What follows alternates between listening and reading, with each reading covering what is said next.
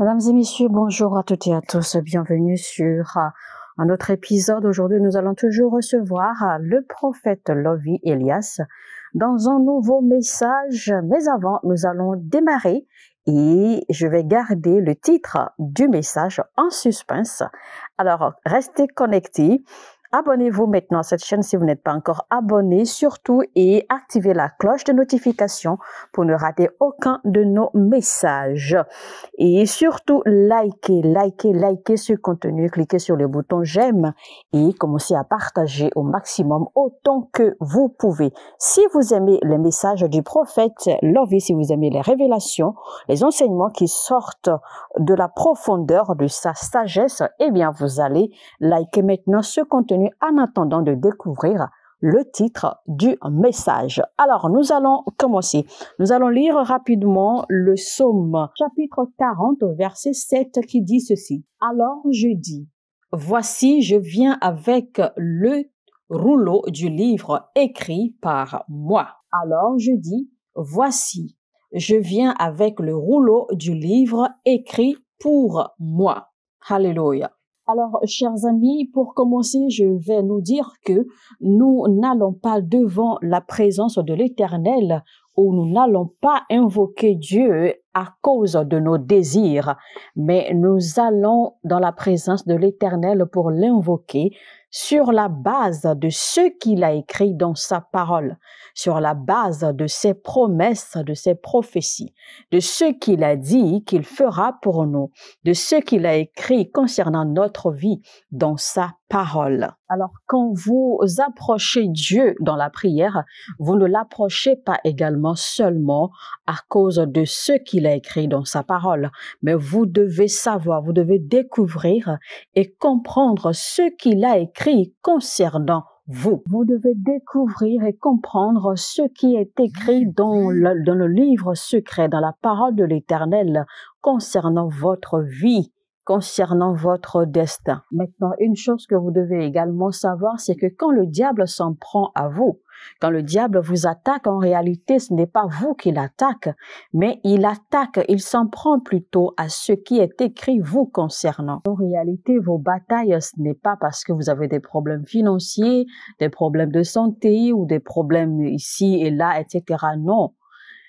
Votre combat, vos batailles en réalité, c'est simplement parce que le diable essaie de vous distraire, d'accord, hors de ce que Dieu a écrit vous concernant. Et vous devez donc savoir que vous êtes un livre vivant en déplacement, parce qu'en réalité, vous représentez un livre que l'Éternel a écrit, un livre qui n'est pas encore manifesté dans ce monde, mais qui existe dans le règne spirituel au ciel. Dans ce livre, il est écrit noir sur blanc, le jour de votre naissance, ou comment vous allez naître, comment vous allez vivre sur la terre, comment vous allez réussir, les choses que vous allez faire, les choses que vous allez accomplir, les exploits que vous ferez, les âmes que vous gagnerez au royaume, etc. Tout ce qui concerne votre vie est écrit, d'accord, noir sur blanc dans ce livre. C'est en réalité ce que l'ennemi est en train de combattre. C'est pour cela que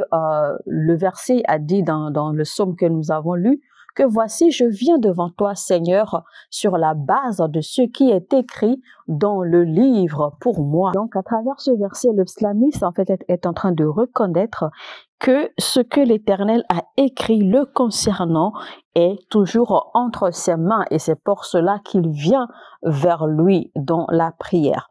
Donc, notre plus grande bataille de la vie ou de la destinée, eh bien, c'est concernant ce qui est écrit sur nous, ce qui est écrit concernant notre vie. Et maintenant, il faut également comprendre que dans le même temps que le diable est en train de combattre cette chose ou ce que la parole ou les écrits de Dieu concernant votre vie, vous devez également savoir que le diable a également écrit quelque chose vous concernant. Et donc, tout le combat du diable, en fait, il fait tout, d'accord, pour vous faire naviguer à travers ce que lui, il a écrit pour vous. Mais Dieu a également préparé, destiné quelque chose pour vous. Et donc, votre bataille, en fait, vous vous retrouvez entre ces deux. Vous savez, avant que Adam et Ève soient créés, Dieu avait déjà écrit leur histoire. Dieu avait déjà écrit, il avait déjà déterminé leur vie. Mais voilà que le diable est venu interrompre le processus de la réalisation de leur histoire selon ce que Dieu a écrit pour eux. Et le diable a alors écrit une autre histoire. Le diable a aligné une autre histoire pour leur vie. Et c'est pour cela que vous allez voir des gens qui finissent dans des conditions dans lesquelles ils ne sont pas supposés se retrouver. Vous allez voir des gens qui finissent leur vie d'une façon, d'accord, qui n'était pas prévue par Dieu. Les gens finissent dans des endroits ou dans des lieux ou dans un style de vie qui n'est pas celui que Dieu a prévu pour eux. Le psalmiste a fait une prière, d'accord, dans le livre de Psaumes. Il a dit, Seigneur, ils ont tendu, ils ont préparé des pièges pour moi. Ils ont tendu leurs filets pour moi. Mais comment est-ce que le psalmiste a su que l'ennemi avait préparé des pièges pour lui? Et le psalmiste a continué, il a dit, mais Seigneur, je viens à toi, afin que ceux qui ont tendu ces pièges soient pris dans leur propre piège. Comment se fait-il, comment est-ce que le psalmiste a su que l'ennemi avait préparé des pièges pour lui? C'est parce qu'il y a eu une révélation. C'est par révélation que le psalmiste a su que quelque part dans l'atmosphère, dans le règne spirituel, en enfer, qu'il y a un démon, il y a quelqu'un, il y a un homme, il y a une femme, il y a un individu, il y a quelqu'un quelque part qui n'est pas content de ma vie. Il y a quelqu'un quelque part qui fait des choses contre moi. Vous savez, je vais donner un exemple rapidement d'une illustration, quelque chose que j'ai vécu personnellement. Alors, un jour, j'étais en train de conduire, d'accord, c'était au milieu de la nuit, j'étais avec mon frère et soudainement, on est arrivé à un carrefour, soudainement, j'ai vu une image, quelqu'un marchait, d'accord, au milieu de la route et s'est soudainement évaporé. C'est alors que j'ai dit en fait à mon frère, regarde, je viens de voir un démon, parce qu'en réalité c'était un démon en forme humaine qui marchait au milieu de la rue. Et vous voyez, ce sont des choses qui se passent dans le règne spirituel et c'est comme ça que vous allez voir que dans le règne physique, dans la vie naturelle, vous allez voir qu'il y a des carrefours spécifiques reconnus pour des accidents de circulation à répétition. Il y a des quartiers, il y a des rues qui sont reconnus pour en fait accommoder des événements négatifs de façon régulière.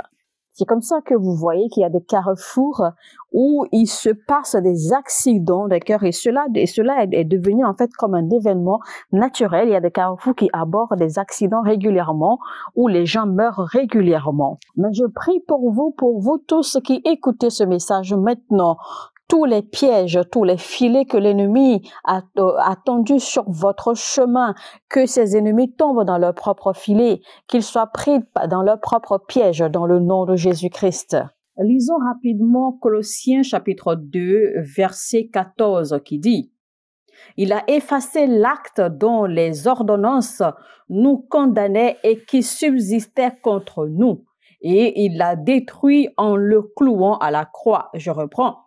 Il a effacé l'acte dont les ordonnances nous condamnaient et qui subsistait contre nous, et il l'a détruit en le clouant à la croix.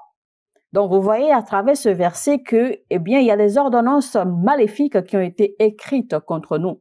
Il y a quelqu'un qui a écrit quelque chose de négatif contre nous dans le règne spirituel. Il y a des accusations, il y a des paroles, il y a des déclarations, il y a des réclamations qui sont faites contre nous dans le règne de l'esprit. Mais qu'est-ce que le verset nous dit? Le verset nous dit que Jésus-Christ les a cloués sur la croix. Et donc, ces ordonnances et ces actes normalement qui subsistaient contre nous n'existent plus parce que Christ les a effacés.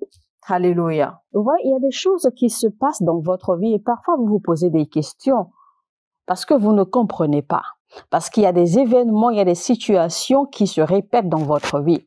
Et quand vous analysez, vous vous rendez compte que c'est des choses que votre mère ou votre père a subies, des choses que peut-être même votre sœur ou vos sœurs ou des frères ou des cousins, c'est-à-dire des membres de votre famille ont subi certaines choses que vous voyez se répéter dans votre vie et vous vous posez des questions parce que vous ne comprenez pas. Vous ne comprenez pas parce que vous vous rendez compte que personne n'arrive en fait à vaincre cela. Mais pour vaincre cela, il faut déjà savoir, il faut déjà connaître ce qui est à la base ou ce qui est écrit contre vous négativement.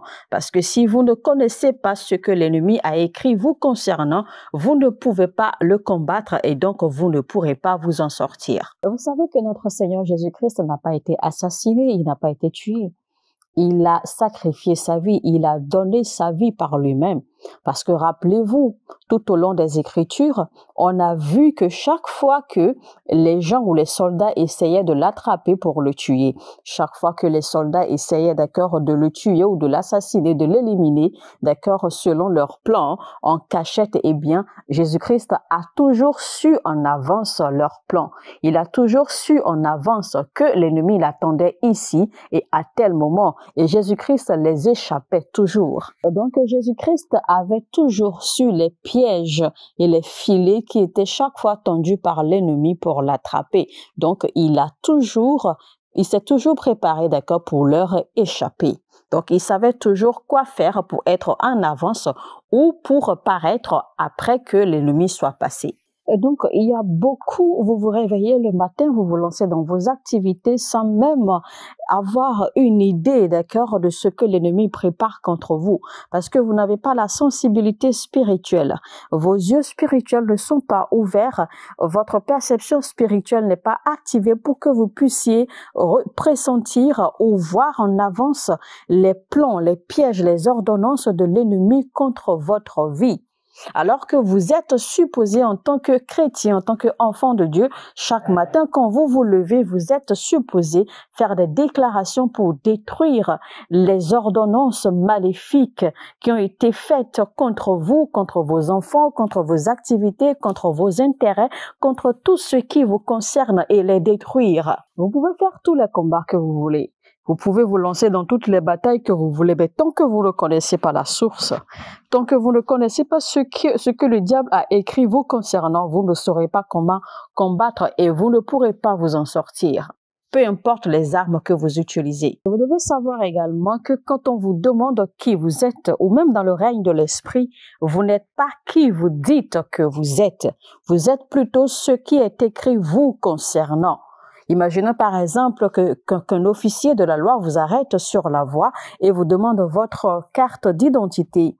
Vous allez dire, je suis telle et telle personne, mais l'officier ne va pas vous croire. L'officier va réclamer votre acte d'identité pour voir ce qui est écrit vous concernant. Donc, c'est là qu'il pourra confirmer qui vous êtes. Donc, vous êtes qui vous êtes par ce qui est écrit vous concernant. Voyez ce que la Bible dit. La Bible dit que le royaume de Dieu est devenu violent et que c'est seulement les violents qui s'en accaparent.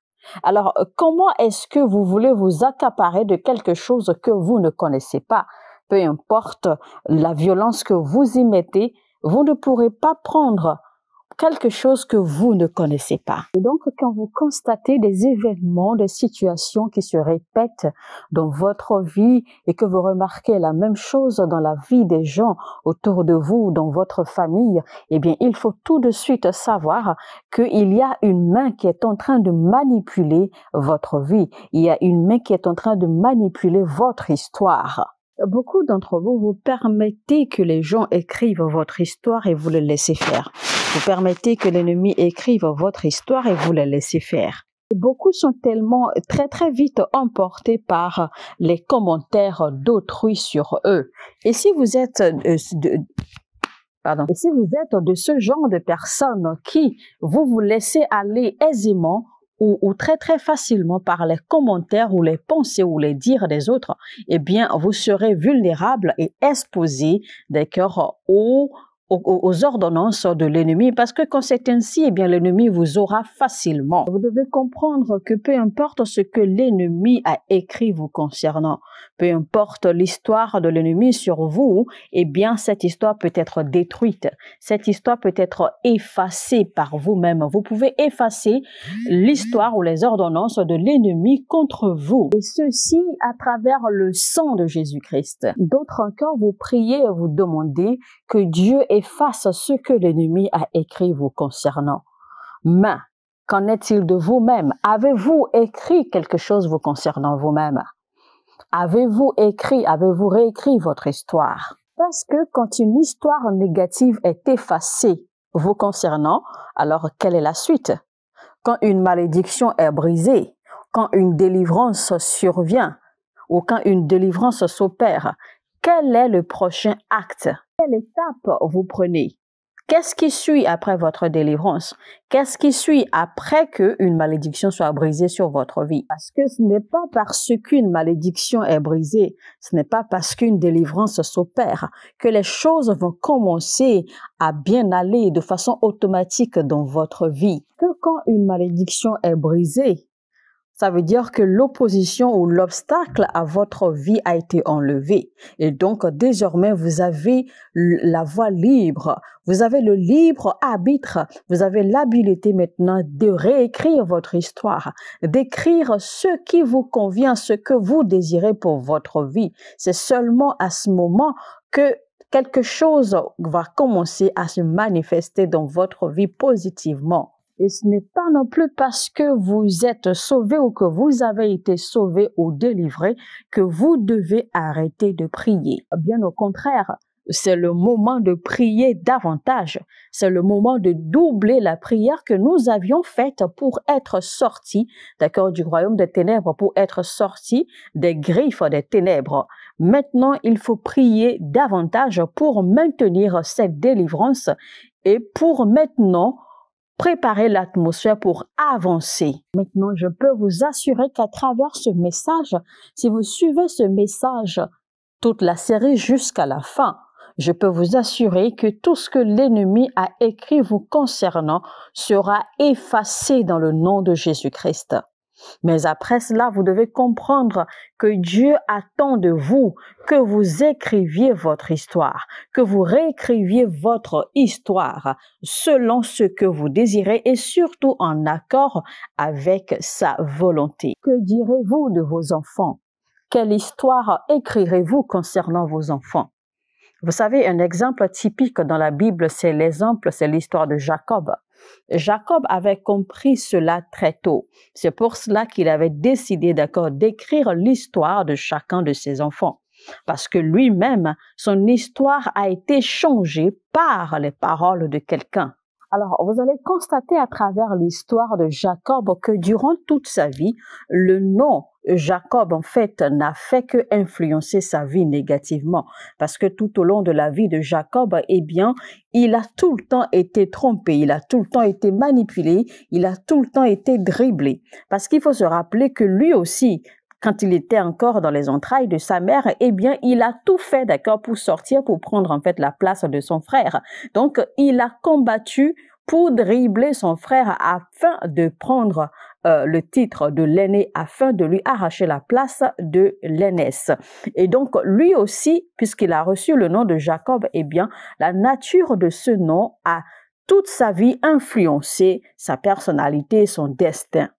Jusqu'au jour où finalement le nom Jacob a été enlevé et a été changé au nom de Israël. Parce qu'en réalité, dans le livre de vie de Jacob, auprès de Dieu, c'est-à-dire au ciel, c'est que son nom, en réalité, c'est Israël. Mais Israël ne s'est jamais manifesté dans la vie de Jacob. Toute sa vie, il n'a fait que manifester le nom Jacob. Mais le jour où le nom Jacob a été enlevé et que finalement, il a reçu le nom de Israël, c'est seulement à partir de ce jour-là que Jacob a finalement reçu le repos, la paix de sa vie. Parce que avant que son nom soit changé, avant qu'il n'ait combattu avec l'ange, pour que son nom soit finalement changé, eh bien, il a passé toute sa vie, d'accord, à travailler dur pour réussir, mais il a toujours été dribblé, il a toujours été manipulé, il a toujours été utilisé. Mais finalement, quand le nom Israël lui a été maintenant confirmé, eh bien, il a reçu son repos, il a reçu la paix de sa destinée. Et donc, vous devez comprendre alors que ce dont vous souffrez aujourd'hui, les choses que vous traversez aujourd'hui ne sont pas naturelles. Tout est contrôlé spirituellement. C'est une vérité absolue que vous avez le devoir de connaître. Mesdames et messieurs, on va s'en arrêter là pour la première partie de notre message. Rappelez-vous, nous avons pris l'habitude de faire des séries, d'accord, de petites séquences pour en fait permettre à nos auditeurs de comprendre, d'accord, l'essence de nos messages. Alors, si vous êtes intrigué, si ce message vous plaît, si vous avez ressenti, si vous avez été impacté, si vous avez été édifié, d'accord, déjà par la première partie, préparez-vous pour recevoir la deuxième partie, d'accord, demain, même heure, sur la même chaîne. Et donc, sur ce, connectez-vous, abonnez-vous maintenant à cette chaîne si vous n'êtes pas encore abonné et activez la cloche de notification pour ne pas rater la deuxième partie et la troisième partie à venir. Et surtout, likez ce contenu. Likez, il est très important que quand vous ouvrez les vidéos et que vous écoutez les messages, il est très important que vous cliquiez sur le bouton j'aime et que vous partagez également, d'accord, avec d'autres personnes.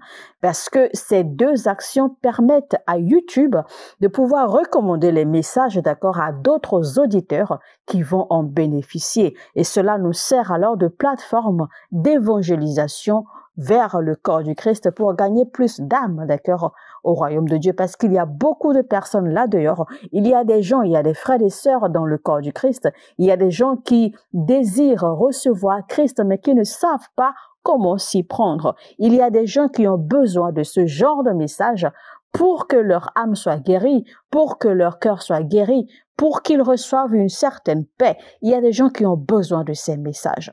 Alors, aidez-nous, d'accord, à partager au maximum, autant que vous pouvez, mais avant, likez. Il est très, très important parce que cela fait partie désormais, d'accord, des recommandations de YouTube pour pouvoir, en fait, prendre en compte les messages et les recommander, d'accord, à une plus grande audience. Alors, que Dieu vous bénisse abondamment pendant que vous suiviez nos recommandations, pendant que vous obéissiez à ces instructions. Sur ce, je vous dis, je vous retrouve très, très bientôt. Mon heure a sonné et votre heure a sonné.